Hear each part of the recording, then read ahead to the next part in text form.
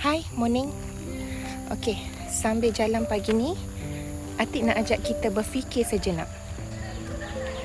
Bagi Atik, apa yang menarik tentang PAS ni parti yang dipimpin oleh ulama dan meletakkan Islam sebagai asas perjuangan.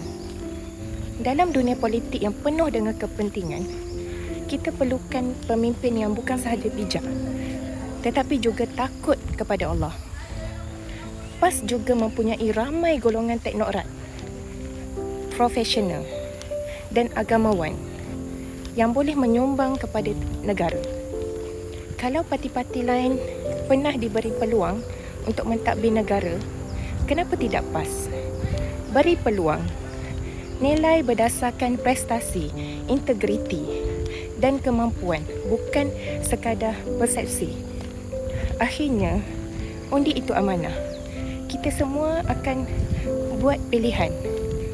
Kalau tanya saya akan pilih PAS.